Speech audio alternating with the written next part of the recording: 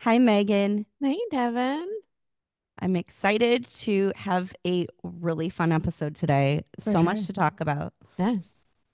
We Should have had we? Yeah, a full hockey weekend. we did. Even though the Red Wings aren't in the playoffs, we somehow always find a way to have Red Wings in our lives. Yes, back in the arena, one way or the other. Yes, they can't keep us away. No, we were excited to be part of the Hockey and Heels event on Sunday. As Winged Wheel ticket holders, we got an email about it and said, absolutely, we'd love to attend. It's a really neat thing the Red Wings are doing to ensure female hockey fans have a way to connect and build their community and really find their space within the Red Wings organization. So they created this series of events called Hockey in Heels. We asked, you don't have to wear heels to attend.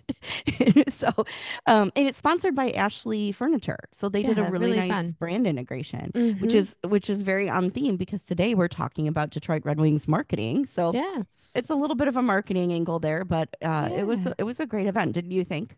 Oh, it was fantastic. I was a little worried that the Hockey 101 portion might not be as interesting because we're certainly there. We know what's going on. We But aren't 101. our alumni, Drew Miller, actually did the presentation and he made it so much fun at his stories and little things that he snuck in there during, the hockey talk was perfect. It was so much fun. Drew Miller is It was hilarious. fantastic. Oh my gosh. I've always liked him and his brother, but I had no idea just how like witty he is. So Yeah. It was that really the made it, first time he kind of got to shine on his own, at least for me to see. So it was yeah. really fun to see how funny he really was. Yeah. So for our listeners, the point of this particular event, it was the third Hockey and Heels event. Each has been a little bit different. I believe the first one was a networking event. The second was a wine tasting. This one was really around experiencing a day in the life, so to speak, of a Detroit Red Wings player and understanding the basics of the game. So they pulled up a PowerPoint and Megan and I both kind of went, this is going to be a long event because it literally said, like, what is, or the game is played on ice. There are five people on the ice per team. Gators. And we're like, ah. But then it turned out to be a joke. It was cool. I mean, they did break down the basics, but Drew did it with a sense of humor and, of course, with anecdotes from being a Detroit Red Wings alum, which added tons of color. I mean, he shared when he walked into the locker room the first time to the Detroit Red Wings locker room at the Joe, and he was in the room with all of his favorite hockey players growing up. So he was there looking at Pavel Datsuk and Henrik Zetterberg and Holmstrom and Lidstrom, and he was just like, just pinch me, is this real? So he's the most relatable guy for also, of course, being so incredibly talented. Yeah. And then after we did our little 101, which was a lot of fun, we went downstairs and divided into two groups where we met with the assistant trainer for the Red Wings and did a deep dive into all of the unique training regimens that they create that are completely custom for each player based on what their needs are, how their body is healing, or areas that they need to develop. And then, of course, some of your favorite pals, Brady and JR, took us through equipment, and Yeah. they are Very cool. the best guys.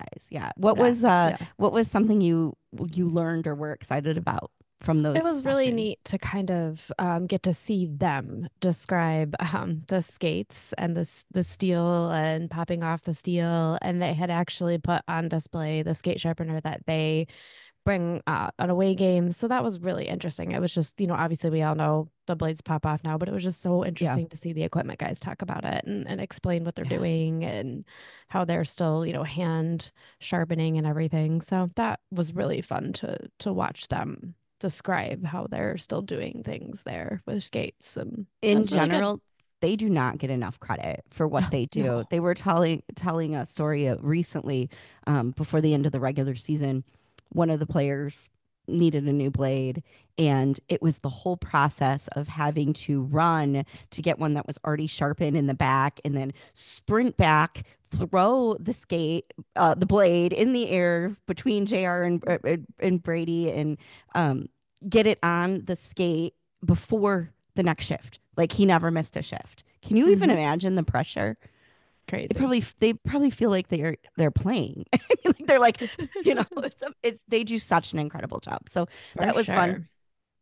Apparently San Jose Sharks has this super fancy skate sharpening machine where they just put the blade directly in the machine and down to the millimeter it sharpens it. And so when they go on the road and travel, each player has like 12 pre-sharpened blades ready to go. First, we do it the classic way where they're taking the sharpener with them and doing it in real time. So kind of interesting to learn the nuances of each team. For sure. In speaking of marketing, we have a really cool guy coming on to join us for period two. Ari Grief is the director of marketing and advertising for both the Detroit Red Wings and the Detroit Tigers. So he leads an impressive team of marketing minds who are responsible for an omni channel approach across social, television, radio, you name it, social media, all the things to bring content to Hockeytown and to encourage audiences to return to games, to buy season tickets. And it certainly worked on us because they can't keep us away. Yeah. Let's get into it.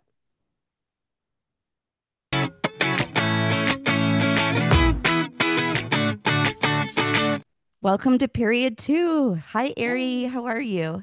I'm good. How are you? Very well, thank you. I haven't seen you for a few weeks, and it seems like it's been ages. Lots has happened I know. Have you been watching playoffs? all the time. Yeah. I'm a hockey junkie, so obviously I have my team and teams and preferences, and I do fantasy hockey. So like there's certain players and certain teams I'm very interested in, but I just enjoy watching hockey. I always have. So I mean the drama, hopefully, and playoff hockey is ramped up to another level, right? So Mhm. it's pretty cool. Unless you're a Leafs fan, and then that's like a I whole other, know. Oh kid no, story. no sympathy. I Yeah, it's know. an annual ritual, but Yes, this is what we do. yeah, You exactly. know, they got to game seven, round two. I know it's not what they hoped, but I that's didn't, they nothing to didn't want to be. be there. I know. I know. Yeah, it's They hard. wanted to It's wrap Oh, it hard to up in dissect five. that one. Yeah, that was quite the collapse. it Mm. was. It was. And Megan is so sick of me talking about him, but I would be remiss not to bring up the incredible Joseph Wall, who came in relief for Stolars and really kept them in that series as long as he did. So that was a fun one. We're with you. Any hockey is good hockey. And Megan, I swear that's the last time I'll talk about Joseph Wall I till next don't believe season. you. Mm-mm. Nope. Oh, well, I love my goalies. And I was so excited when we learned that Ari is a goaltender as well. I felt that we were vibing. And then that came out and I said, well, this makes sense. We get each There you other. go. Right. So Ari, we did your formal introduction for our listeners in the Okay. first period. So they have a general idea of your title as Director of Marketing and Advertising for both the Detroit Red Wings and the Detroit Tigers. So you are all going all the time, 365 days a year. Hmm. But we really were excited to have you on because, one, you've been a little bit of a mentor to us in terms of storytelling and following our passions and seizing the moment in terms of creating content that shares and connects stories of hockey fans, because that's a lot of what you do in the marketing lead position. So can you tell us a little bit more about what does that fancy title mean? Yeah. Then anyways, that's really kind of you to say. What does that fancy title mean? It means that myself and my team, we're responsible for basically anything that's in the marketplace when it comes to the team. So we run all of the paid and owned channels for both teams for marketing and advertising. And what channels are Mhm. those? It could be email, paid social, digital display, um, web, app, television, radio, Wow. OOH, out of home, right? Hmm. OTT and stream, SMS, et Wow. cetera, et cetera. So a couple of those channels have dropped from my purview just in recent reorg. And then the organic social teams, they're kind of horizontal to me. But essentially, we're tasked with advertising and marketing the teams and the various campaigns that exist around the team. So build excitement in with the fan base, engage the fan base with meaningful messaging. Obviously, drive revenue, sell tickets, sell season ticket memberships, Okay. and other, pushing other content initiatives and whatnot and special events that occur for both sides of the street, as we like to say, because, Little Caesars Arena is on one side of the street, and then, Comerica Park's on the other side of Woodward. Woodward. Yeah, Woodward. I was like thinking Woodford. I was thinking about the No. Derby and the Derby wedding. Well, Yes. fun fact, Woodford Reserve.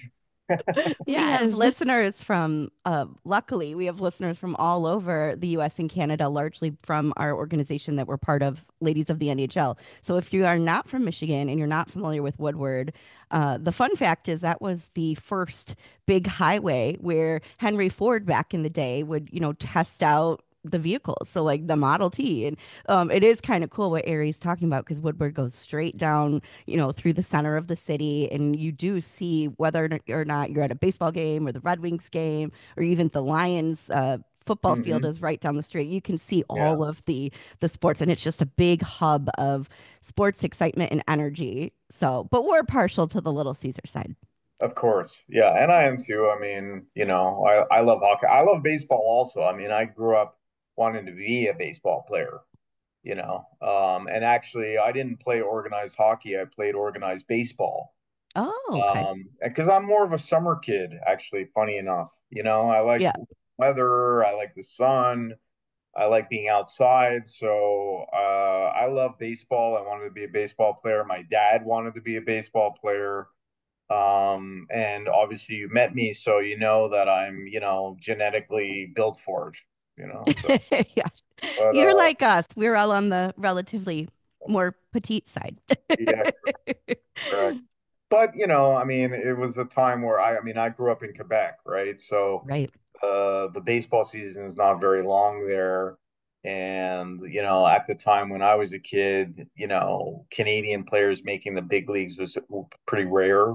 Hmm. Um, and I just had everything working against me with that. That said, I mean, it just goes to show you. And I thought, I found this wisdom later in life that if I really, really, really wanted to do that, then I probably could have made something happen out of it. Yes. But somehow I kind of did. It's just funny how fate works in a way because now I work in Major League Baseball for a Major League franchise. So That's um, pretty cool. that's pretty cool. Yeah. When you got into marketing and advertising, first off, is that what you studied, or did you find yourself in this after the fact? Yeah, it's not what I studied. So I grew up in Montreal Hmm. as part of the English language minority in Quebec. Montreal's a French city. Quebec is the main French part of Canada.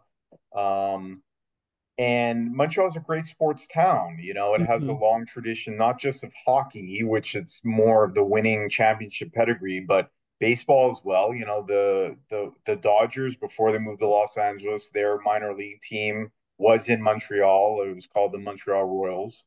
Okay. Um, but I studied English literature actually as my first degree at McGill University because I wanted to become a lawyer. And my background and family, basically the rule was you go to university, you become either a lawyer, doctor, or accountant or engineer, and then you're fine. You have your family, and that's it. So I wanted to go to be a lawyer. I thought the law was cool. I always gravitated towards English and writing. Um, and it was kind of did the opposite, funny enough, because when you study English literature, at least in my program, we didn't just study the works, we studied the individuals and the authors and the times that influenced them and the Oh, historical makes sense. currents and all that stuff. And I got very interested in that, and I realized that I had like a kinship on an artistic level with some of the writers, right? And so ultimately, after kind of experimenting in a lot of the different arts, I realized that for me, I actually really wanted to be a filmmaker, because film involves pretty much all of the arts, Yes. music, writing, photography, dealing with like people and actors and like theater and drama. Because looking back, I realized that that's what I liked about the law. I liked the performance aspect of it. Ah, I wanted to be like a trial lawyer, and there's yeah, a performance to that, and then absolutely. trying to convince an audience, which is in many cases either the judge or the jury, right, of something. So that's actually what I realized that I was more into that side, and that's what appealed to me with the law. So then I did a second undergrad and I studied film, and I went to film school at the other English language university in Montreal. And then I ended up doing a graduate degree in film. So I wrote a thesis. I produced a no budget independent feature film. I directed a couple of different music videos, and fell into marketing essentially based on my writing skills. Okay. I had one of my fraternity brothers was working for a boutique marketing agency. This is in Toronto now, and Okay. that worked in mostly with in the pharmaceutical industry. And he brought me in, and I ended up getting a job as a copywriter because I've always been a strong writer, Yep. and I enjoyed it. And I kind of started to enjoy learning about business. And I got a crash course on dealing with like marketing messaging, like honing marketing messaging for a targeted audience, very specific. And we worked with the big pharma companies like Bayer and Hoffman LaRoche and all that. And so that was a real a lot of lessons learned then. And then I kind of I saw an opportunity. I was like, it was a small boutique agency, and the owner was very present and whatnot, and he was a bit of a personality himself. And then I saw the opportunity, like we were doing this like sort of one type of program, and why not like start to sell video and media to these clients? And that's something that I could do because I had a production acumen, right? Yes. So then I brought my production acumen into the marketing space, and started developing like corporate videos and training videos and like Okay. event videos, and then like delivering that on the web and through digital means and et cetera, et cetera. And this is also, you know, I guess probably even before your time, but we used to have a thing called CD-ROMs. Oh, you and I are about the same age. I don't know about And that. Megan, we're all about the same age. Yeah, I Yeah. don't know about that. I think you'd be surprised, and I'm not going to tell you how old I am. You can find that out on your own research. Okay. But I've never had children, and I eat a lot of broccoli, so apparently I look better than my actual physical age. But anyways, that's how I got into marketing, and that set me off on my marketing career. Um, Working in that boutique agency, and then I have not had a typical career.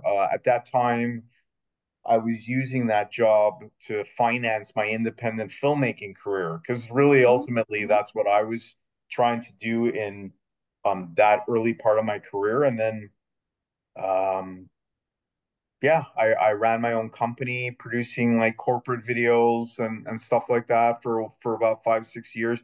Again, that was also financing my independent aspirations. I developed a game show for television that went all the way to Dick Clark Productions, and then ultimately Wow. fell through. That was a bit of a disappointment. And then I love game shows. For some reason, I don't know. For me, game shows are my happy place. Like a world Yeah. of game shows is a world of happy, you know? Like, I mean, Yeah, there's nothing depressing going on in a game show. It's just right? fun. I mean, You're it's right. like We people are need more of that. excited, they're winning stuff, they're losing stuff. I mean, really, as audiences, of course, like, or the chorus, you know, if you go back to Yeah. Greek drama, you know, like we love seeing people lose, right? You know, really, that's like the pleasure in True. it. But like, the Oh my price is gosh. right. I mean, it's like Bob Barker is like one of my like early like childhood heroes, you know? I Oh, mean, that's it's so just sweet. yeah, I mean, it's just really, really a fun thing. So I wanted to be a part of it. I still, deep down, still kind of still want to do that. I would love to. Knowing what you've accomplished, I don't doubt that you will somehow. I don't know. I would love that to be my like final act of my career is to produce game shows or something like that. Because the thing is that when I developed this, I saw it as a resurgence, like because game shows kind of had a real heyday in like the I guess like the post-war era of early television up until maybe the early 90s or something like that, and then it died off because television, you know, daytime television changed, right? It went Hmm. from kind of shows like that were relatively cheap to produce to other cheaply produced shows, but those were like daytime talk shows like Maury Povich and those kind of Yeah, things, right? And so it pushed game which shows we away. don't need more of. Well, yeah, you know, they have their place, you know. They have their place. Yeah, I like exactly. your game show idea better. Yeah, and what else did I do? Oh, and I was producing a feature documentary too, and then unfortunately I got hit up against the 2009 recession, Oh, sure. and I had to get back into the 9 to 5 sort of workforce. And it kind of shelved all of that. And also after like working, you know, for whatever 5, 10 years at that point, I sacrificed a lot. I was living in a small like basement apartment and, driving a Still Honda in Civic. Toronto? This was in Toronto, Okay. yeah. And I wanted to do more with my life. You know, I was single. I, wasn't married. I wanted to have a family at the time, and there were other things I wanted to accomplish other than just being a filmmaker. Um, so I kind of put that aside, and I just put my head down into my day to day and doing other things with my life. I wanted to travel and stuff like that. And yeah, so I got a job running a team of online marketers for Royal Bank of Canada, Hmm. which was the largest financial institution in Canada. And if you know Toronto a little bit, Toronto's kind of like the Wall Street of Canada. So there's a lot of jobs in finance there. So that took me to one place. And then after kind of bouncing around with health and non-governmental organizations, I ended up in another wealth management company, but more niche called MD Financial, which was the Canadian Medical Association's private wealth management company. So essentially, it was a member driven investment firm. So essentially, Canadian physicians and their families. So it was like a private wealth management company. I think there's versions of that exist in the U.S. not necessarily for physicians, but for other unionized Sure. professionals potentially. And it was really cool. You know, I learned a lot, and I was kind of the in-house producer at that time. Okay. Um, and I was like content marketing manager. So I was producing a lot of content, right? Like for like dissemination over the company's digital channels. And I did like a bunch of testimonial and kind of fun videos, which sort of is the roots of Hockeytown Moments in a way. Sure. 'Cause that was Sure. like a really cool project that I worked on at that company, and we traveled across the country, kind of speaking to their clients and really capturing their stories as to why they really love being part of this like company and investing with this company. So And our listeners are not probably the ones outside of Detroit super familiar with Hockeytown Moments, although they all should be because it's such a fantastic campaign. Check it out. You can easily find all the episodes on YouTube right now. But tell them a little bit to back up about that piece, since you mentioned how it started from that idea of sharing stories and traveling to find the people that make it happen, essentially. Yeah, so I'm a big believer in like content and engaging content, right? Because I think like nowadays there's so much like content out there that Hmm. how do you cut through the clutter, right? And you want to provide like an audience or your fans or your clients, like content that they feel they can engage with and relate with, and that's at a personal level, right? Sure. And I mean, for us, it's one thing. I'm a big believer too in nurturing audiences, like for a brand. So it's one thing for like the top of the house brand to say, you should invest with us or you should follow our team, right? And buy season tickets, right? And become a member, right? It's Hmm. another thing for like an actual fan to say that, right? To say, like, I am a season ticket member. I am a hockey fan. I love the Detroit Red Wings, and these are the reasons why, right? The most And authentic testimonial. exactly. And that's Hmm. so much more authentic is a perfect word, or genuine, and it's personable. People can relate to it.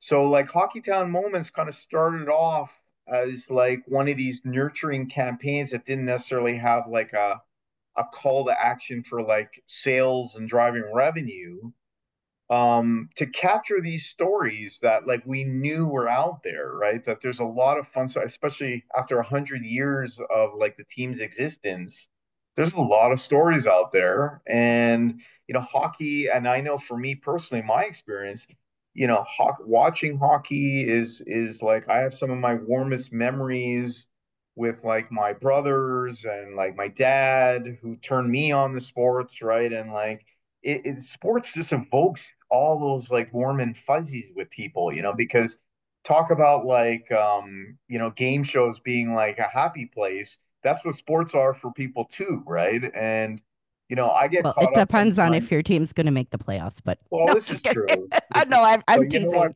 There's a lot of smiles in the fan base and like for San Jose too, Oh, and absolutely. I actually realized that like even though like we're a business, we're trying to drive revenue, it's expensive, Yes. you know. No. I realized too like you can get caught up in that, but for me the meaning came like in my work came from the realization one day that like we actually put smiles on people's faces. Oh, you And do. that's a real privilege. It's not everybody who can say like their job puts smiles on people's faces and creates memories. We're memory making people, ultimately. Hmm. And that's what, you know, I'm trying to share and try to evoke in our fan base, right? So Hockeytown Moments is a short mini documentary series to try to capture those cool stories and memories that people have from our amazing and diverse fan base in Michigan and also Hmm. outside of Michigan, Right. because there's a lot of Red Wings fans out there. So that's what we tried to do to create these little mini documentaries that like capture these stories. And it's really been a fun project for me because it's sort of touched upon my past history, which I just told you a little bit about.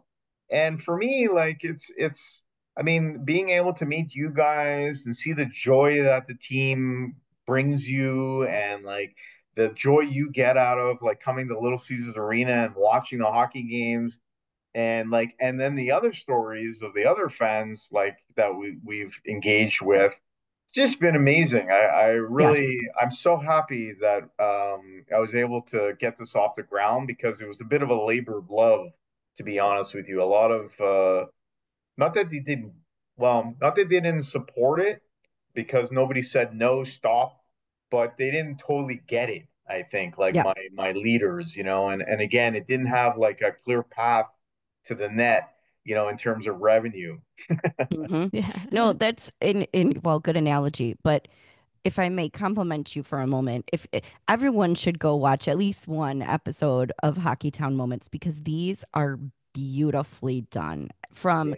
Ari, your brainchild, I'm sure it feels like a child from your kernel of an idea to where you've created this series now. But the videography is stunning. The way your team incorporates snippets of hometown moments and photos in a way that just highlight the passion of the individual who's sharing their story with Hockeytown.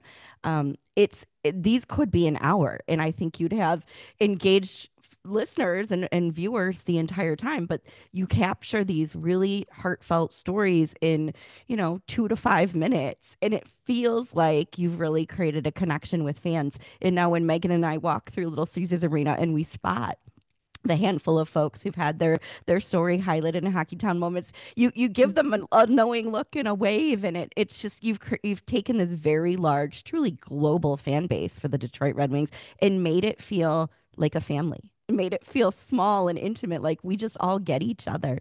And I'm very excited because I have an episode coming out, which I have no idea why or how I was chosen, but I am so glad I was because we became friends and I got to work with your team, and Megan got to be my arm candy and my B-roll. We were bopping around the arena just like we always do in matching outfits. That's Um, great. so we haven't seen it. I haven't seen it yet. Ari knows what it is looks like, but I don't, so I'm very excited. Well, first off, yeah, our in-house production team is amazing. They're super Mm. talented. They're really cool to work with. They bring a lot of great ideas to the table. I had my ideas, they had their ideas. We met, we talked, we scoped it out. The goal was to try to find a diverse set of stories, and not Hmm. just a story because everybody's a fan, right? Like, Yes. okay, so that's one thing. That's the baseline, but what makes your fandom kind of different? Like, what do you bring to the table that's a little different that really makes your Hockeytown moment something worth showcasing? And there's a lot more stories out there, I'm sure, that we haven't heard yet, and I would like to find them. So you guys, I mean, in your story, Devin, I mean, you have an interesting story, like the through talking with you, obviously you're, a diehard fan, right? Um, you know, Megan likes to say, yeah, we're above average hockey fans, yeah, right, exactly. You're to put it diehard. mildly. You travel to see the team. You always have a sign with you. You dress, like interestingly, like you have your own look, right? And I mean, like, and then getting to know you too, and like pulling the story out of it, like your parents were hockey people, your brother played hockey, you fell in love, deeper in love with your husband after finding out that he was a hockey player. Like all that kind of stuff is great. And then like throw in the collectibles, the goalie thing, the all that stuff, and now the podcast and all that. I mean, it makes for an interesting story. And we also wanted to get like different demographics too, So I mean, it was important to capture, Yeah. the female side of fandom too, not just Hmm. like, older gentlemen in their 60s and 70s that have been, Right. I mean, those are good too. So because again, It's we a have good a mix. diverse set of fans, right? So Yeah. your story was great, but it's just like Thanks. just those fun little things that like came out of nowhere that like nobody, like our first story, Mark Harvey.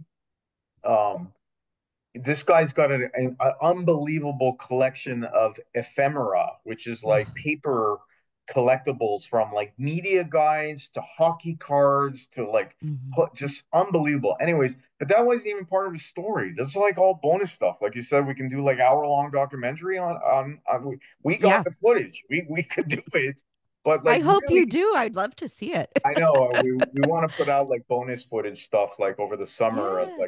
like a extra as like bonus content stuff.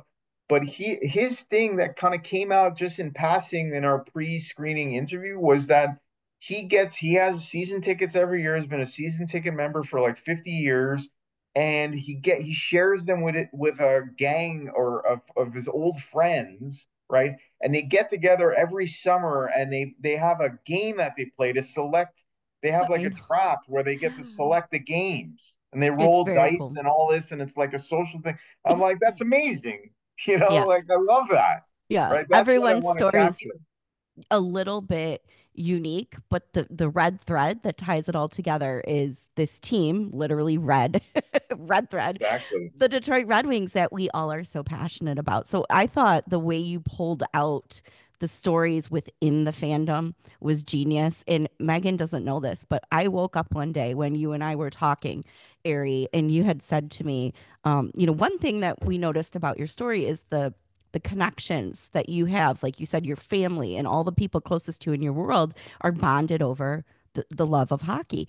And I woke up and sent Ari an email and I said, you know what my Hockey Town moment really is? If I had to boil it down to a moment, Hockey Town caused me to connect with my best friend.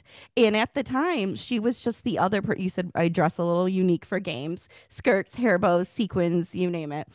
I spotted Megan doing the same thing and we like saw each other and we just chatted and I was like, wow, this is going to be someone in my life forever. Fast forward a few years later and now she's my sister-in-law to be. Like for that to go from the other girl who wears hair Yeah. bows and I see in the LCA shop to my future sister is just like you can't make that stuff up. And No, it's you all can't. like our bond, our friendship was just over our love of hockey and going to Red Now you're Wings really stuck with games. me. I know. And then she met my brother, and the rest is literally history. So, It's awesome.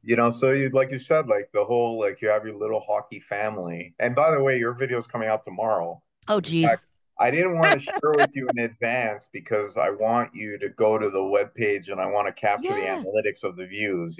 So Yes. Oh, but please drop the web page because I only mentioned YouTube for our listeners. yeah, it's DetroitRedWings.com/HockeyTown moments. Thank you. Yeah. And it is available on YouTube as well if you go to Detroit Red Wings channel. But Yes. go to the website, check it out because they're all there. And your video is really great. I mean, it's kind of like the last one we produced. We have one more coming up. Um, but yours has been the most recent we produced, and it's like it seems like they're getting better and better. I guess Oh, I maybe don't I know. They're all so good. yeah, they're all really good. I mean, like it's just been fun for me. Like it's the same thing with at ND Financial. Like when we met like different clients and hearing their stories, and they were all physicians in different parts of their career and whatnot, and they're explaining their challenges of like finance. Like so the med student who like basically has gone into debt because of like being in school for 10 years and starting Mm. out their career and how MD helped them versus like an older physician who's like closing up his practice and how MD like helped them, with taxes and stuff like that, and or in corporate. I mean, it's just for me again. I don't know. Maybe I wouldn't consider myself a people person, but I find that this is the best part of my job. Is really again, meeting the people that it's all about really. It's really all Right. about the fans. Hockey's a big business, it's a sport, but like ultimately, it all comes down to again putting smiles on people's faces and making Yeah. memories. And I feel very fortunate being able to do that. And now capturing those smiles in these mini Mhm. documentaries that are Hockey Town moments has really been really validating for me and quite special. So I thank you. Oh, well, I find it hard to believe you don't consider yourself a people person because maybe that means something different to different folks. You don't always have to be the extrovert in the room, but It's true. you are the type of person that people just warm up to and open up to. And that's why I think you get such good stories from the people that you speak with, because you just create this very safe, friendly environment. So I consider you a people person, Ari. Well, thank you very much. I mean, maybe I'm discriminating, so Yeah. I don't necessarily open up to just everybody, but Oh. in terms of I was very fortunate too because in one role that I had back in Canada, I got the opportunity to work directly with a former CBC journalist who kind of taught me his philosophy of the art of the interview, you know, Hmm. and I learned a lot from him. And we produced a bunch of different, also like testimonials. Well, they're also dealing with people and stuff like it was a totally different setting. It was in the healthcare setting and whatnot, but Yeah. it was really cool working with him. And so, like this project, in a way, is like almost a tribute to him.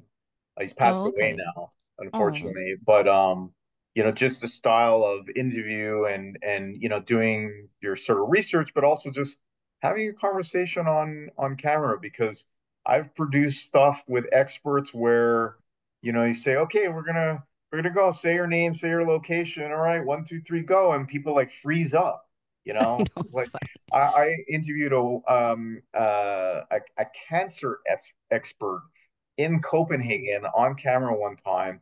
This woman is like probably at the top of her field, right? And she just couldn't remember her name. Oh no. And she's brilliant. Right, So and so like, but just relaxing and having a conversation, just the yeah. camera's just picking it up, right? So Yes, yes. Well, you've done an excellent job, so we appreciate all that you do. Speaking of, when you started to share your story as your day to day as a director of marketing and advertising, you mentioned the number of channels that your team taps into, which yeah, honestly blew my mind hearing you a list lot. everything. Yeah. Do you typically, with programming like Hockey Town Moments or any of your key marketing initiatives, take an omni-channel approach? Does your Yeah. content and advertising on each of those platforms talk to one another? Do they connect, or are they very independent in terms of the strategy for each platform? Both. I think it depends on the campaign and the messaging that we're sharing. I think Hockey Town Moments, again, more of like sort of a fan-centric nurturing sort of campaign, right? Mhm. It wasn't out on all of those channels. It was actually pretty muted in terms of its marketing. One, because I mean, we're not going to put paid behind it if Mhm. it's not really driving like revenue. But yeah, like, I'm a big believer omni-channel marketing. I believe that that's how you get people into your ecosystem. I think, ultimately you're looking to bring people into your world and engage with your brand. And I think the best then hopefully you create whether people sign up for your newsletter or start to receive emails, and then you receive you earn the right as a brand to then ask for the buy, you know. Yes. And Yeah. I think that's my philosophy. I'm not saying that that's exactly what we follow, Hmm. but it depends on the campaign. But ultimately, in a very competitive marketplace, sometimes you don't have the luxury of doing that. Um, Whether and you just have to go say, buy tickets now. And especially sports is different because in hockey, like we're selling for the Red Wings, we're selling 41 events, Right. 41, and Yeah. one after the other, and we And barely it's get. expensive. I mean, you're asking people for a significant investment. I So know it is it's got to expensive. be compelling. Baseball is more like democratic and accessible because there's more inventory, there's more tickets per game, and they're at a lower price point. And it's the summer, so it's a whole like other thing. It's outdoors and whatnot. But we're selling series. We're not even really selling independent one-off games, right? Hmm. But for both circumstances, we barely get like if we do a good job or whatnot, it's like barely like get the bask in the success of it, and we have a pat on the back, and it's right on to the next campaign, or it's renewals now, or it's like we're doing our deposits campaign, or we have a plan we got to push out, or this and that. It's really pretty fast paced. It's not for everybody. If you're looking for 9 to 5, um, sports is not it. That's why you have to No. love it. Yes. Yeah. Or marketing. I can vouch for that. Yeah, marketing is Nine is to five. challenging because it's an ever-changing field, really, because it's based in technology and creativity. So, like as you now know, come from the creative side of marketing, right? Right. I'm like a visual kind of person. I and a writer, right? I think of taglines, I think of slogans, I think of like campaign ideas and stuff like Hockey Town Moments, right? Right. And then I have the ability to write that up and kind of present that and try to build a business case around it. That's what I've learned over time. But then there's the whole science side of it that's come into it, which is like being more data centric, right? And Right. looking at data and optimizing campaigns and looking at like spend and engagement and reach and really parceling all those numbers together into like to telling another side of the story. And it's Hmm. that data that I didn't necessarily take naturally to, right? But I guess I was wise enough to realize that if I'm going to continue in marketing, um, that I had to kind of force myself to become more data centric and start to engage more with the numbers, because really the numbers are what tell the true story. Like, you could and it's hard not to, but bring your own personal baggage and assumptions into it to say, like, Yes. nobody's gonna like that. I don't Right. like it, and nobody's gonna like that. And Right. and then it crushes in the marketplace, right? Yeah. And then So the other not to side, be a total, oh, sorry, go ahead. I was just gonna say the other side of it too is that once you, like I said, it's ever changing. Once you figure it out, then the marketplace changes, or the You're right. landscape changes, The or only constant is yeah, change.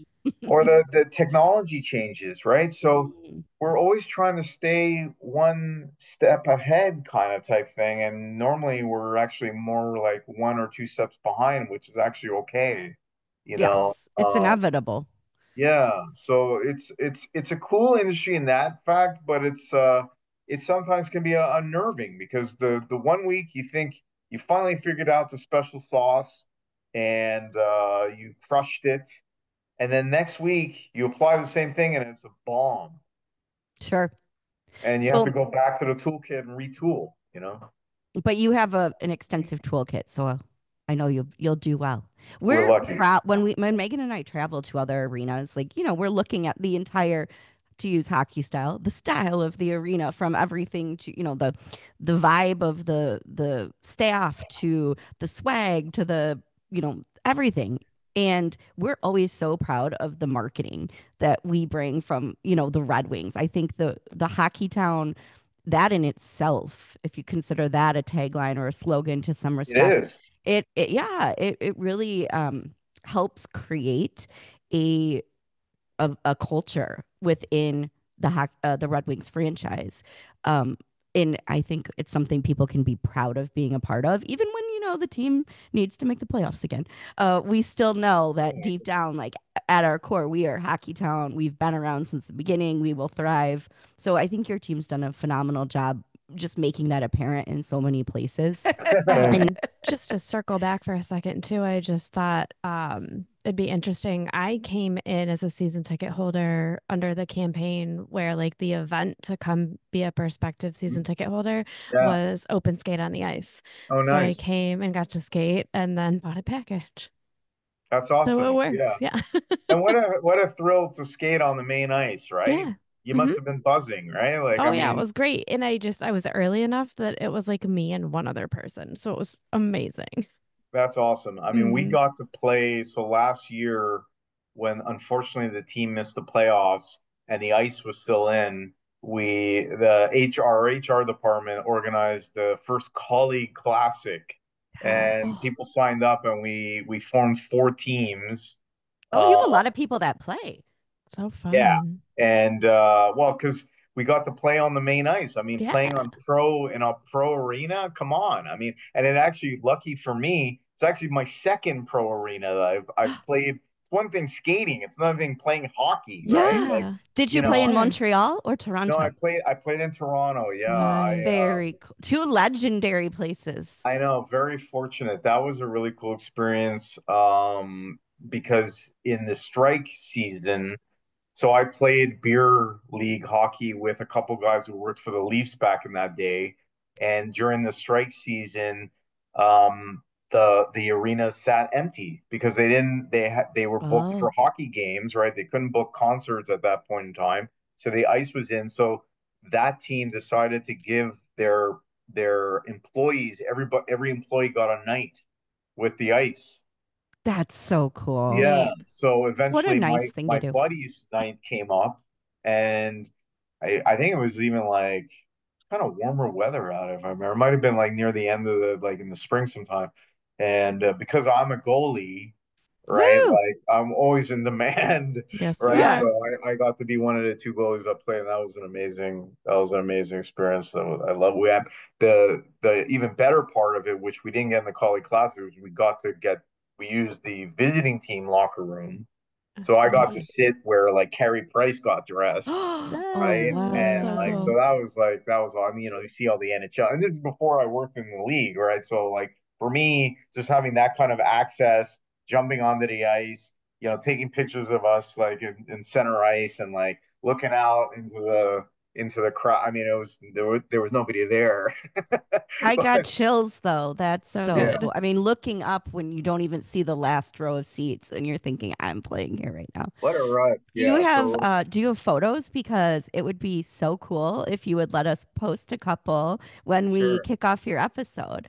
I have photos of me playing last year here in Detroit. So that's cool because part of that experience was even though we didn't get to dress in the locker rooms, our whole production staff was behind it. So like our names were on the ribbon boards and they had like, the big screen, like Collie Classic and like somebody from HR sang the national anthem. Oh, Oh, And it was really, nice. wow. really a cool experience. They really did a great job, and we all got like custom jerseys with our names on it. And the production staff who are, as you know, like pros, right? They Hmm. shot video and photography of us.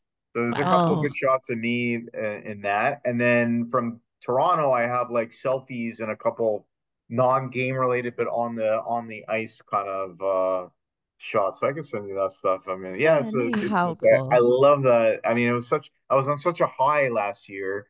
Yeah. My knee, and we won 7-2. That's the most important Oh, thing. Woo wow. woo. No, the most important thing is that you had fun. No, just kidding. Yeah, Seven, but 7-2 is more great. fun winning. More Yes. fun winning, especially since I had not played. So I moved to Detroit in 2017. I hadn't Okay. played hockey since. Oh, Wow. wow. So you Yeah, I went in a played little for cold. Yeah, I played for years and then I hadn't played and then I just couldn't find a game in a league that I Yeah. liked and you get It's other hard. things and It's yeah, hard. exactly. And And I'm not and men play at like 11:30 p.m. Like it's which is so fine, late. but the only offers I was able to find was like the Sunday mornings at 8 and Oh, I'm that's not motivated to do that anymore. I played that hockey and I'm not I'd rather stay in and sleep in or whatever. sure, sure. Yeah. So I came in cold. So, and then, I have a bad right knee, which I hurt playing Oh, hockey, oh and it no. doesn't really bother me unless I play hockey. And so, but I was like, okay, we're going to do this. And I was totally gassed after 30 seconds. I can't tell you. Like, if only they knew and they would have shot more, but like you couldn't see under my mask, right? So I was like, oh my God, I don't know if I'm going to be able to make it. Right. Yeah. But I did. I guess I got my second win, and my team played well in front of me and scored a couple goals, and that gives you that kind of like adrenaline and energy to perform. I made a couple clutch saves at the opportune Woo woo. times, and Very then nice. yeah, we won 7-2. And then this year, I was like so psyched after that, but my knee blew up to like a bit of a cantaloupe size. Oh Got better, goodness. Oh, yeah, got better, and then but I was psyched to, repeat performance here. And this year I hurt my good knee. oh No. no, And so like, Ari. yeah, my left knee, and it's worse. Like that is actually like a constant issue now. It's not Oh, like no. just playing hockey.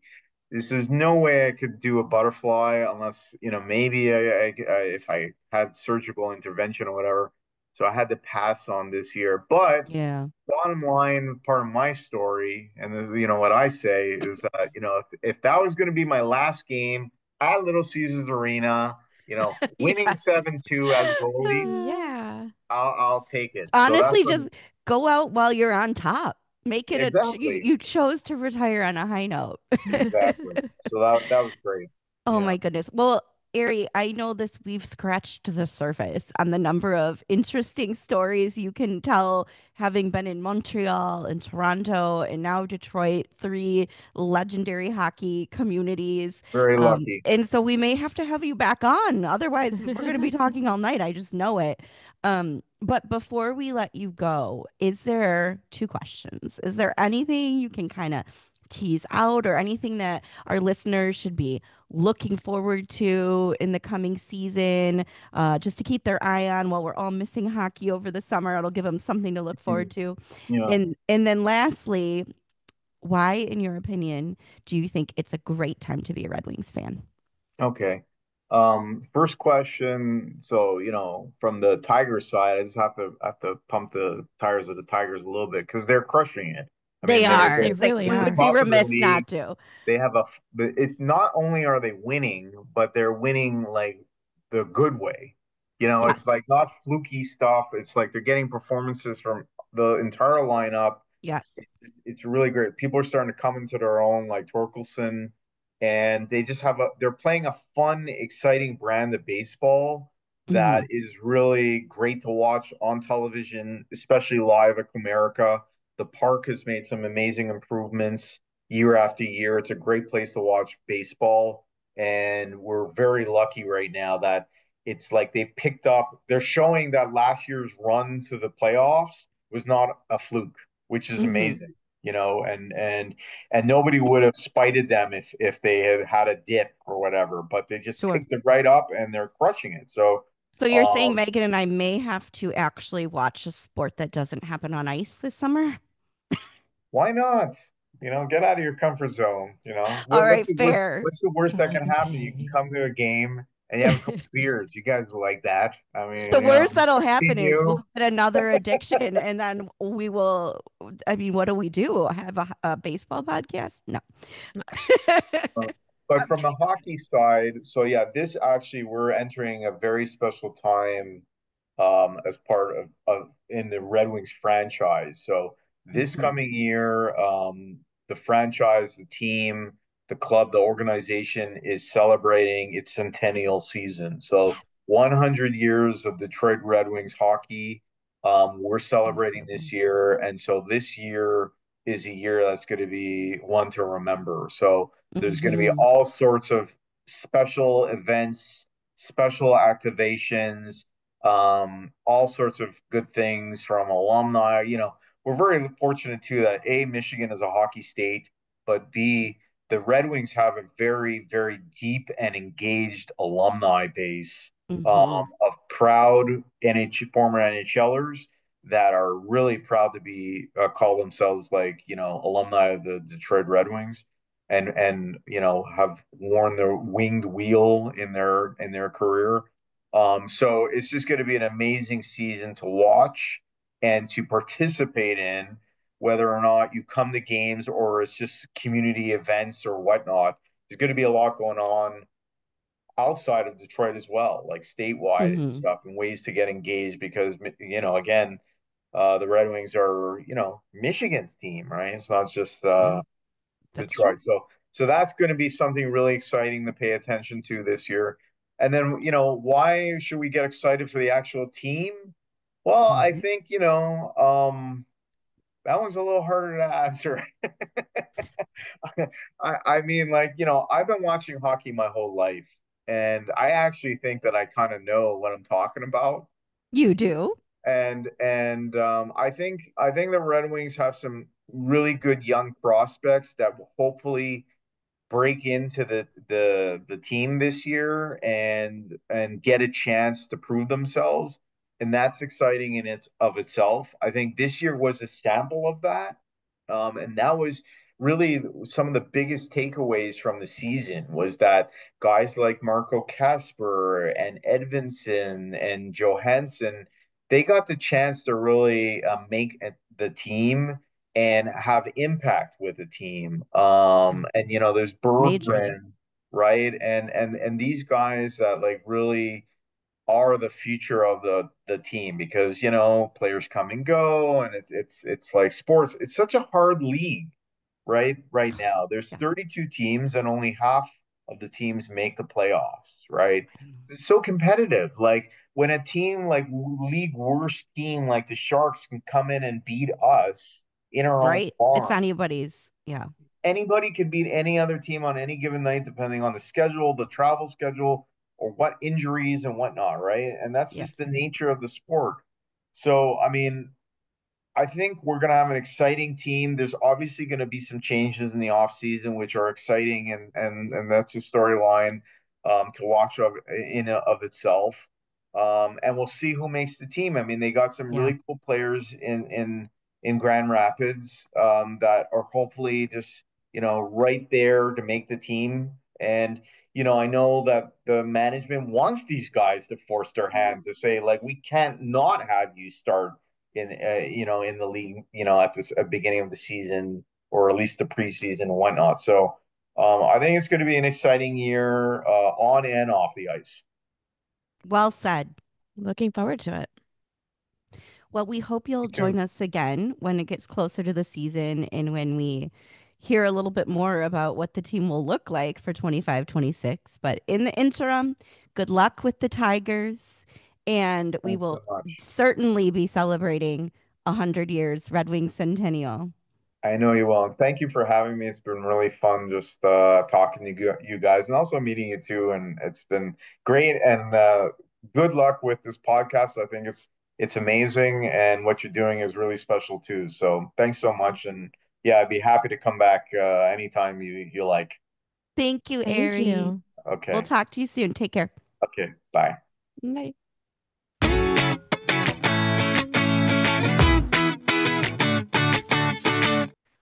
Wow, I just learned so much about marketing that I know there are things you already know, but I had no idea. How much fun to get to talk to Ari like that. That was great. Yes, Ari has such an extensive background and obviously a great track record of success with so many different industries. We're so lucky to have him at the Yeah, Red Wings I organization. really thought it was very interesting, the unconventional career path that he took to get back to sports. And I just think that's Mhm. so encouraging for people. Find your niche, find something you're good at. And if you have a love of sports, you might find yourself back there again and Yes. getting to help your favorite team. You never know. Yes. And when I said he's a mentor to us, Oh, more yeah. so than even just getting us confident in talking on our Hockey Style podcast, but also looking at a way he found his passion of sports. And he was able to, like you said, bring his career full circle back into that world. If you're people Hmm. like us, you working in the legal sector, me in unrelated marketing, it actually made me think that if you are passionate about something, you can find a way to integrate it into your day to day. For Us sure. with our podcast, we Yeah, may not work absolutely. in sports, so we found a niche for us, and it's been so much fun. Yeah, definitely. I would love to have Ari back when we get closer to the season too to hear Oh, about yeah. some of the centennial plans. Yeah, I mean, how exciting that we're getting to do that now. A A few teams have done 100. it, but I'm excited to see what we do for the Centennial. It's probably going to be great. I'm Yes. hoping there is some uniforms, jerseys, Oh, fun stuff like that. I think, correct me if I'm wrong, but I think only Boston Bruins are older than us. So they did their centennial last season, 23, 24. Aren't the And Canadian teams older than us? mm, we'll have to look that up. But we might be tied. Like I think either Toronto or Montreal may have a centennial the same time as us. They're all very close together when Yeah, you start looking at the we original share it six. with some, but Yes, yeah. yes. But I would love, I know we've talked about Boston Bruins jerseys, but when they replaced the yellow with sparkling gold for Centennial, it was so well done, but still true to the original look of the jersey, which you don't want to mess with an original Yeah, it's six fantastic. logo. So It was really well done. I really hope we get something. A little shimmer in the Maybe. white. I don't I don't know. know. A little silver, Hopefully. maybe. Yeah. Yeah. We're all for keeping the winged wheel intact, but we could have some fun. Fingers Yeah. crossed. Speaking of style, I Yes. thought of a hockey style tip today. Please tell us. It's one near and dear to our hearts because, as I pointed out on Saturday when we were together, or no, Sunday, gosh, it's Time flies. time flies. We carry our LL Bean boat and totes everywhere. They are our work bags. They are our overnight bags. They are our hockey bags. They are always with us. And so we would be remiss not to give LL Bean a shout out. This is not sponsored. We just love them because for those watching on YouTube, you can see they're just built so well. They're timeless and classic. These are the LL Bean boat and totes that have been the same design for decades and they last decades. I mean, they are just stitched so well, and every single one is made by hand. Well, the fun thing that we did with ours, of course, we got them in the white and red colorway.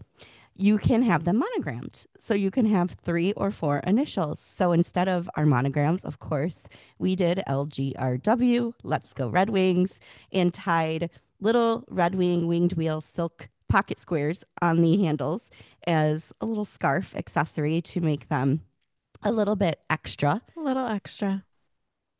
as we usually are. But we Yes. thought, they come in all your classic pairings. So navy, green, they have a gold, a yellow. You could take your team and do a CBJ for Columbus or Mhm. any team initials. But these things are fabulous and they're great for airline travel because they squish and go right under your seat very nicely. Yes. So Megan and I have confused our bags a few times because they are identical. But yeah, they're with us everywhere. If you see them, it's us. Say hi. Yeah, If you see them in absolutely. the wild. But yeah, Yes. check out LL Bean. Sometimes they have coupon codes. In one day will be big enough. Maybe they'll sponsor us Maybe. because I would love more of those things. They're fabulous. For sure. All right. I'm really excited about some of the guests we have coming up. We'll keep it a Mhm. secret, but there Yes. is so much more fun to be had on Hockey Style. I hope all of you will like, follow, subscribe, follow us on Instagram too at Hockey Style Podcast so you don't miss any of the fun we have in store. But thank you so much for listening today. We'll see you soon.